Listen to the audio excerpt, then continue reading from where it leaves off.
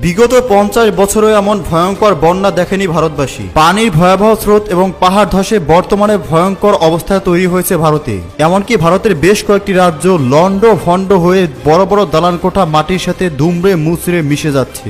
দিল্লি, পাঞ্জাব ও হরিয়ানা সহ হিমাচল প্রদেশ ভয়ঙ্কর ভাবে ক্ষতিগ্রস্ত হয়েছে। তবে সবচেয়ে বেশি মর্মান্তিক ভাবে ক্ষতিগ্রস্ত হয়েছে ভারতের উত্তর প্রদেশের বেশ কয়েকটি গ্রাম। বিগত কিছুদিন যাবৎ সেখানে পানির তীব্রতা বেড়েই চলেছে। এত দীর্ঘদিন যাবৎ বন্যা থাকার কারণে মাটির স্তর নরম হয়ে গিয়েছে। বড় বড় বিল্ডিং মাটির নিচে এখন দেবে যাচ্ছে। ভারতের বেশ কয়েকটি মন্দির মাটির সাথে মিশে গিয়েছে। বন্যার তীব্রতা এতটাই বেড়ে গিয়েছে যে চোখের সামনেই ভারতের রাম মন্দির পানির সাথে বিলীন হয়ে গিয়েছে। মৃত্যুর মুখে ঢলে পড়েছে হাজার হাজার মানুষ। ইতিমধ্যেই হিমাচল প্রদেশ এবং দিল্লির সমস্ত স্কুল কলেজ বন্ধ করে দেওয়া হয়েছে। মানুষজন আশ্রয়হীন হয়ে পড়েছে। চিন্তার বিষয় হলো এই বন্যার পানি ক্রমশ তিস্তার গেট দিয়ে বাংলাদেশে ঢুকছে।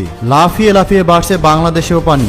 গত কিছুদিন আগে ভুটান তাদের গেট খুলে দিয়েছে। এতে করে ভারতে পানির সংখ্যা প্রতিনিয়ত লাফিয়ে লাফিয়ে বাড়ছে। আর এই পানির হাত থেকে বাঁচার জন্য ভারত ইতিমধ্যেই তিস্তার সবকটি গেট খুলে দিয়েছে। আর এখন এই বন্যা শুধু ভারতের মধ্যেই সীমাবদ্ধ নয়, বাংলাদেশেও লাফিয়ে লাফিয়ে বাড়ছে এই বন্যা। ভারতের জন্য কাল হওয়া এই বন্যা রীতিমতো বাংলাদেশের জন্য কাল হতে চলেছে।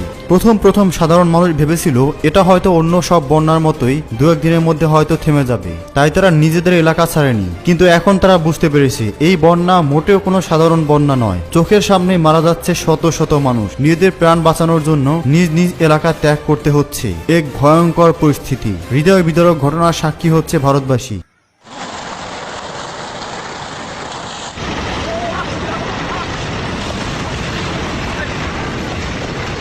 প্রিয় দর্শক, আপনি ভিডিওটি কোথা থেকে দেখছেন? আপনার এলাকার বর্তমান পরিস্থিতি কি?